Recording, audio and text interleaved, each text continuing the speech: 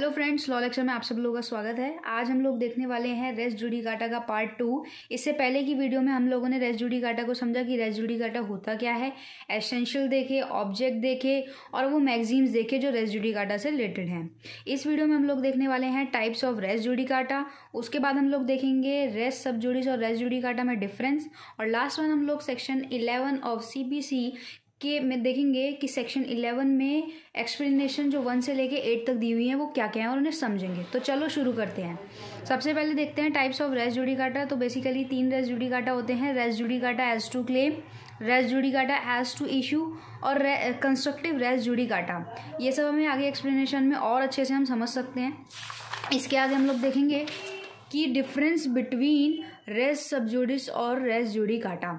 तो race sub judice में क्या होता है? रेस सबजुडिस में ये होता है कि ऑब्जेक्ट जो रेस सबजुडिस का है वो ये रहता है कि वो जो 2 पैरेलल लिटिगेशन है, ठीक है, और उनको देखता है, प्लस अवॉइड करता है ऐसे जो कन्फ्लिक्ट रहते हैं जजमेंट में उनको।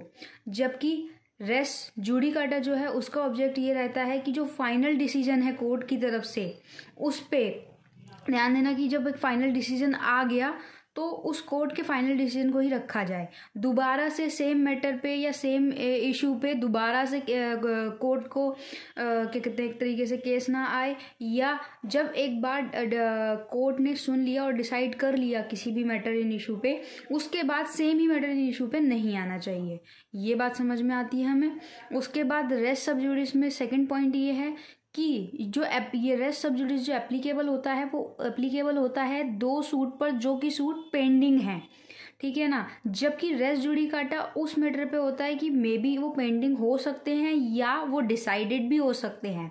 तो इसे एक बार रीड कर लेते हैं रेस जुडिकाटा को। It's applicable where a suit is pending and matter in controversy is already decided. तो रेस जुडिकाटा में ऑलरेडी डिसाइड हो चुका है, जबकि रेस सब जुडिस में जो है मैटर पेंडिंग में चल रहे होते हैं। यानी कि मान लीजिए ए ने बी पर कोई भी जो है सूट फाइल किया, अब वही सेम मैटर पे ए बी पर दूसरे कोर्ट में जाके फाइल कर देता है। तो ये रेस सबजुडिस है कि वो फाइल जो है वो तो कर सकता है, इशू तो कर सकता है, बट वो जो मैटर है वो चलेगा नहीं।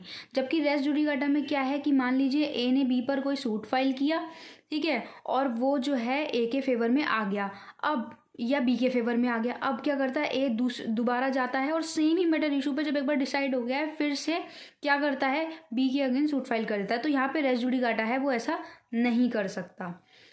उसके बाद तीसरा पॉइंट है रेस सबजुडिस, जो कि एप्लीकेबल होता है बोथ सूट पर जो कि सेम मैटर अगर हैं तो उन पर। जबकि रेस जुडिकाटा जो है एप्लीकेबल होता है टू सूट जो कि जितने भी उसमें इश्यूज हैं वो, और to any issue of them. यानी कि मान लीजिए ए ने बी पर कोई सूट फाइल किया, ठीक है ना, अब वो सूट फाइल किया तो उसमें काफ़ी सारे इश्यूज होंगे।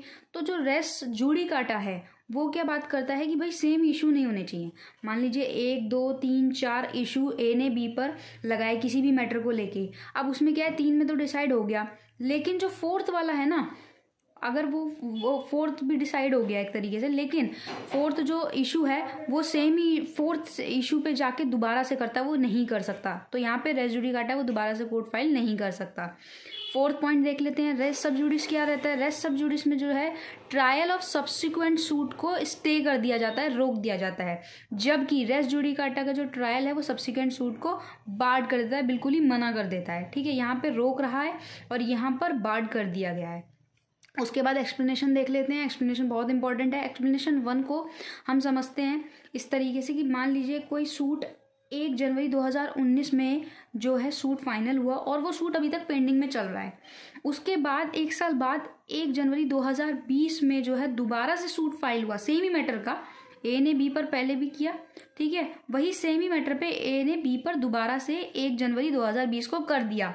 अब वो यहाँ पे क्या है, 1 अप्रैल 2020 को यहाँ पे डिसाइड हो गया। पहले वाला तो पेंडिंग में चल रहा है, दूसरे वाले उसमें गया तो डिसाइड हो गया। तो यहाँ पे क्या है, ये जो डिसाइड हो गया वो फॉर्मर सूट है। ये नहीं है कि ये पहले आया तो यही फॉर्मर सूट होगा, नहीं, जो सूट डिसाइड हो गया है पहले वो फॉर्मर सूट के अंडर में आएगा। उसके बाद देखते हैं एक्सप्लेनेशन 2। एक्सप्लेनेशन 2 ये कहती है कि कॉम्पिटेंसी ऑफ कोर्ट, यानी कि हर कोर्ट की कॉम्पिटेंसी होती है, क्षमता होती है कि वो इतने ही पर्टिकुलर एक सर्टेन वो बना दिया जाता है कि इतने ही मैटर तक का या इतने ही लीजिए किसी का जुरिडिक्शन पर्टिकुलर एरिया तक है तो वहीं तक ले सकता है। तो कॉम्पिटेंसी ऑफ कोर्ट की बात की गई। थर्ड एक्सप्लेनेशन में मैटर इन इशू की बात की गई। मैटर इन इशू की क्या, मैटर इन इशू डायरेक्टली भी हो सकता है और सब्सिक्वेंट इशू भी हो सकता है। इसमें यह हुआ कि जो पार्टी है एलिजेंट बाय वन पार्टी है, या तो एक पार्टी मना करेगी या उस चीज़ को एडमिट करेगी कि हाँ मैंने ये किया, तो या तो एक्सप्रेसली हो सकता है या इम्प्लाइडली हो सकता है। उसके बाद फोर्थ है कंस्ट्रक्टिव रेस जुडिकाटा। अच्छा, fourth, fifth, six, seventh, eighth ये बहुत ही इंपॉर्टेंट है तो इनको ध्यान से समझना। कंस्ट्रक्टिव रेस जुडिकाटा इसमें क्या है, might and ought to have been raised in former suit. तो इसको दो एग्जाम्पल से समझेंगे। पहला ये, जैसे कि मैंने पहले भी बताया कि मान लीजिए ए ने बी पर कोई सूट फाइल किया, उस सूट में क्या निकले, 1 2 3 4 मैटर इन इशू निकले। वो क्या हुआ, अब जो ए ने बी पर सूट फाइल किया था, ए के फेवर में जो है डिक्री आ गई। उसके बाद क्या हुआ, अब ए क्या करता है, दोबारा से जाएगा और जो ये फोर्थ वाला वो है ना मैटर इन इशू, उस पर जाके दोबारा से कर देगा। तो इस पर रेस जुडिकाटा लगेगा। वो ऐसा नहीं कर सकता। क्यों नहीं कर सकता, कि भाई जब आप 4 ही आपके इशू थे तो ये ऐसा नहीं है कि हर एक में अलग अलग डिक्री आएगी, ऐसा नहीं है। जब आप 4 आपके मैटर इन इशू थे तो ये माना जाएगा कि चारों में ही है। अब आप इस पर दोबारा से जाके किसी और उसमें उस इशू पर नहीं कर सकते, तो यहाँ पे रेस जुडिकाटा लगेगा। दूसरा और अच्छे से समझते हैं। मान लीजिए एक फादर है, उस फादर ने क्या किया, ए बोलता है, उसके फादर की डेथ हो गई, ए बोलता है कि मेरे फादर ने विल करी, जबकि बी बोलता है कि जो है ये प्रॉपर्टी जो है पर्टिकुलर प्रॉपर्टी उसको गिफ्ट के थ्रू मिली है। अब यहाँ पे ए जो है वो बी बोलता है कि भाई मैं तुम्हें तो कहाँ से गिफ्ट मिल गई, मेरे तो फादर की विल है। तो बी कहता है नहीं, मुझे तो गिफ्ट मिली है। तो इस पे क्या है, ए ये प्रूफ नहीं कर पाता कि वो उसके फादर ने उसको विल की है। जो वो दिखाता है विल, वो रजिस्टर्ड नहीं होती। तो यहाँ पे क्या है, जो प्रॉपर्टी है वो बी के पास चली जाती है। बी के पास जाने के बाद कुछ टाइम बाद एक और रियलाइज होता है, अरे नहीं मेरे पास तो एक और वो थी। तो यहाँ पे वो दोबारा से रेज नहीं कर सकता, क्योंकि ये माना जाता है कि आपके पास पहले ही ऑप्शन था, आप दिखा सकते थे, आपने नहीं दिखाया तो वो प्रॉपर्टी जो है बी के पास में ही रहेगी। तो यहाँ पे ए बी के उस पर दोबारा से केस फाइल नहीं कर सकता, यहाँ पे रेस जुडिकाटा लगेगा। उसके बाद फोर्थ है रिलीफ क्लेम। रिलीफ क्लेम किस तरीके से, रिलीफ क्लेम इस तरीके से, मान लीजिए कि कोर्ट ने कोई भी डिक्री आई, तो 2 डिक्री आई, तो एक डिक्री को तो जो है साइलेंट रिलीफ दे दिया और दूसरी के लिए जो है दूसरी पे कुछ नहीं कहा, कोर्ट चुप रहा। तो ये मान लिया जाएगा कि जब जहाँ पे कोर्ट चुप रहा तो वहाँ पे मान लिया जाएगा कि कोर्ट ने उसको मना कर दिया है, रिफ्यूज कर दिया है। ये एक्सप्लेनेशन 5 कहती है। एक्सप्लेनेशन 6 ये कहती है रिप्रेजेंटेटिव सूट। रिप्रेजेंटेटिव सूट क्या रहते हैं, एक तो इनके लिए इंटेंशन बोनाफाइड होनी चाहिए। लाइक ए ने एक्स के अगेंस्ट में एक सूट फाइल कर दिया, किस चीज़ के लिए, न्यूसेंस के लिए। एक्स जो है बहुत ज़्यादा शोर मचाता था तो उसने न्यूसेंस के लिए कर दिया। अब ए के जो मतलब इन सब के नेबर थे BCDE, वो गया, उन्होंने बोला कि मैं एक्स के अगेंस्ट जो है ऐसे सूट फाइल करने जा रहा हूँ, आप में से अगर किसी को ऑब्जेक्शन है तो बता दो। तो यहाँ पे क्या है, नंबर 1 ए क्या करेगा, नोटिस करेगा कि ऑल, नोटिस टू ऑल, वो BCDE को बताएगा। दूसरी बात, ऑब्जेक्शन अगर इन चारों में से किसी ने रेज किया तो ठीक, नहीं किया तो ये मान लिया जाएगा कि ये एग्री है। अब जब एक्स के अगेंस्ट जाके सूट फाइल कर दिया BCDE। दूसरी बात, ए का इंटेंशन यहाँ पे बोनाफाइड होना चाहिए, मेलाफाइड नहीं होना चाहिए। बोनाफाइड मतलब एक अच्छे इंटेंशन से होना चाहिए। अब उसके बाद क्या हुआ, अब एक्स को जो है बोला गया कि भाई आप इस तरीके से न्यूसेंस करते हो, आप नहीं करोगे, तो ठीक है। अब यहाँ पे क्या हुआ, यहाँ पे ये नहीं है कि बी अलग से जाके वो करेगा उस एक्स पे सूट फाइल, नहीं। जब यहाँ पर ABCDE ये मान लिया जाएगा कि BCDE की तरफ से एक रिप्रेजेंटेटिव था ए, तो जब ए ने कर दिया तो दोबारा से सूट फाइल नहीं हो सकता, यहाँ पे रेस जुडिकाटा लगेगा। उसके बाद बात करते हैं 7th एक्सप्लेनेशन की। 7th एक्सप्लेनेशन ये कहती है एग्जीक्यूटिव प्रोसीडिंग। इसको हम ऐसे समझते हैं कि ए ने बी पर मनी रिकवरी के लिए सूट फाइल किया। बी ने ऐसे पैसे लिए था, वो दे नहीं रहा, तो मनी रिकवरी के लिए कर दिया। अब कोर्ट ने क्या किया, डिक्री पास कर दी in favour of A. Court ने कहा कि भैया आप ये सर्टेन अमाउंट देंगे। उसके बाद उसने जो है एप्लीकेशन लगाई कि वो एग्जीक्यूट करा सके अपनी मनी को। बट यहाँ पर क्या हुआ, एग्जीक्यूशन का टाइम पीरियड था बट उसने नहीं कराया। ऐसा ए कह रहा है कि बी ने जो है उसके पैसे रिफंड नहीं किए हैं, तो ए जाता है दोबारा से कोर्ट बी के अगेंस्ट ये कहने कि 50 लाख रुपीज़ जो इसको मनी रिकवरी मुझे देनी थी वो उसने नहीं दी है, तो कोर्ट या तो उसकी प्रॉपर्टी को अटैच करे या उसे अरेस्ट करे।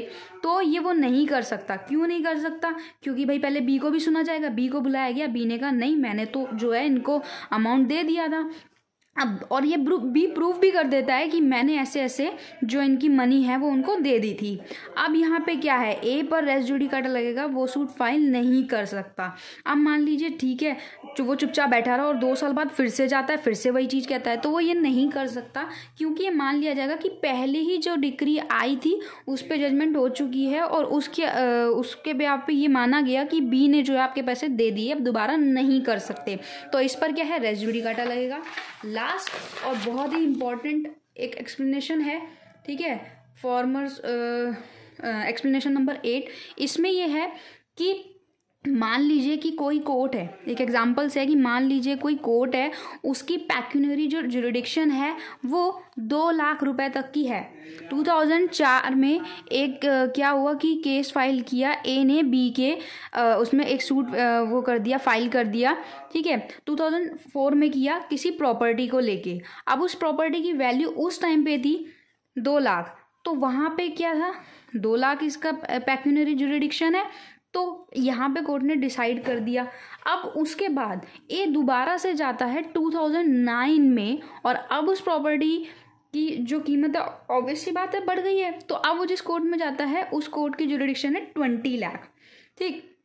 तो अब एक तरीके से मान लिया जाएगा कि भाई जब दो ने मतलब जिसकी पैक्यूनरी जुरिडिक्शन 2 लाख रुपीज़ थी, जब उस कोर्ट ने डिसाइड पहले से ही कर दिया, अब उसके बाद वो 2019 में जा रहा है, यानी कि इतने टाइम बाद जा रहा है, तो प्रॉपर्टी की जो प्राइस है वो भी बढ़ेगी। तो यहाँ पे जब वो जाता है, अब प्रॉपर्टी प्राइस क्या हो गई, 15 लाख हो गई। 15 लाख में जब वो जाता है, यानी कि ये हो गया सब्सिक्वेंट कोर्ट, तो यहाँ पर क्या है, रेस जुडिकाटा लगेगी। क्यों लगेगी? इसलिए लगेगी कि भाई जब जिस टाइम पे ये डिसाइड हुआ था उस टाइम पे प्रॉपर्टी की कीमत 2 लाख थी, अब प्रॉपर्टी की कीमत 15 लाख हो गई है, तो यहाँ पे रेस जुडिकाटा लगेगा, ठीक है। या एक तरीके से हम ये समझ सकते हैं, इसमें ये बोला गया है कि एक्सप्लेनेशन 8 में कि former court incompetent to try subsequent suit, जब फॉर्मर कोर्ट क्या होगा, इनकम्पिटेंट हो जाएगा टू ट्राई सब्सिक्वेंट सूट, जब वहाँ पे सब्सिक्वेंट सूट जो नहीं चल पाएगा। तो यहाँ पे क्यों नहीं चल पाएगा, 2 रीज़न बताए, due to limited pecuniary jurisdiction, जब उसका जो जुरिडिक्शन है वो उसकी लिमिट से बियॉन्ड होगा, या due to subject matter jurisdiction. तो यानी कि ये 2 पॉइंट दिए गए कि लिमिटेड पैक्यूनरी जुरिडिक्शन या सब्जेक्ट मैटर जुरिडिक्शन। तो यहाँ पर रेस जुडिकाटा अप्लाई होगा, वो दोबारा से सूट फाइल नहीं कर सकता। अदरवाइज अगर कोई रीज़न है तब वहाँ पे रेस जुडिकाटा जो है अप्लाई नहीं होगा। पर इस केस में जहाँ पे पैक्यूनरी जुरिडिक्शन की लिमिट की बात की गई या सब्जेक्ट मैटर की, वहाँ पे रेस जुडिकाटा अप्लाई होगा, यानी कि ए बी पर जो है दोबारा से उसी प्रॉपर्टी के लिए जिस प्रॉपर्टी के रेट बढ़ गए हैं उसका जुरिडिक्शन पे जाके ये नहीं बोल सकता कि भाई इस कोर्ट ये जो कोर्ट है वो इनकम्पिटेंट है, इसने डिसाइड नहीं कर पाई है, तो अब दूसरे कोर्ट में कर दे, वो ऐसा नहीं कर सकता। यहाँ पे रेस जुडिकाटा अप्लाई होगा। तो होप सो ये एक्सप्लेनेशन आपको क्लियर हुई होंगी। वीडियो अच्छी लगे तो लाइक कीजिएगा, चैनल पे नए हैं तो सब्सक्राइब करके बेल आइकन दबा दीजिएगा। Thank you so much.